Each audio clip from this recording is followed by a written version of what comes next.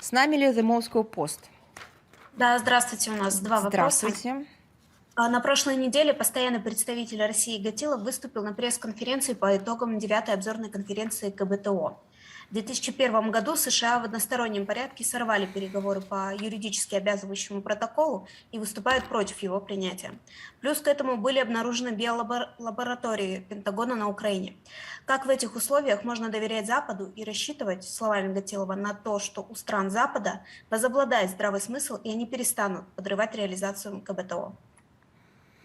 Вы знаете, действительно, ситуация недопустимая, и при этом и остается она неурегулированной в связи с нарушающей конвенцию, упомянутой вами, военно-биологической деятельностью США и Украины на украинской территории. И все это требует от государств-участников конвенции самых решительных действий. Мы даже специализированные встречи и брифинги проводили на этот счет.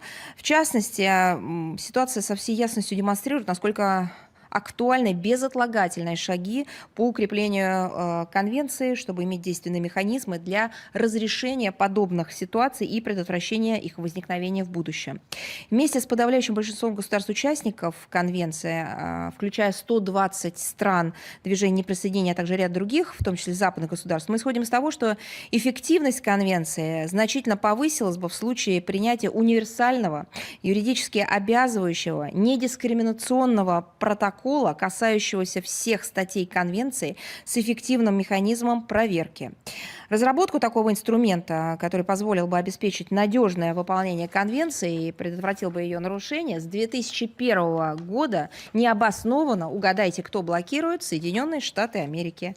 Несмотря на массированное сопротивление стран Запада в результате напряженных методичных усилий на недавно завершающейся 9-й обзорной конференции Конвенции, нам удалось добиться принятия консенсусного формирования рабочей группы по укреплению Конвенции.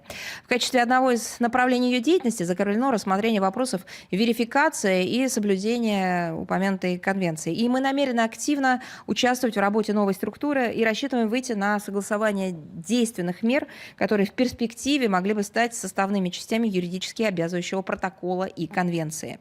Вместе с единомышленниками также продолжим, причем под словом единомышленники, пожалуйста, не рассматривать какие-то политические междусобойчики, а наш единый взгляд, именно его я имею в виду, на проблему, которая покрывается действием этой конвенции. Так вот, мы с единомышленниками также продолжим продвигать российские инициативы, направленные на реальное укрепление и институциализацию конвенции.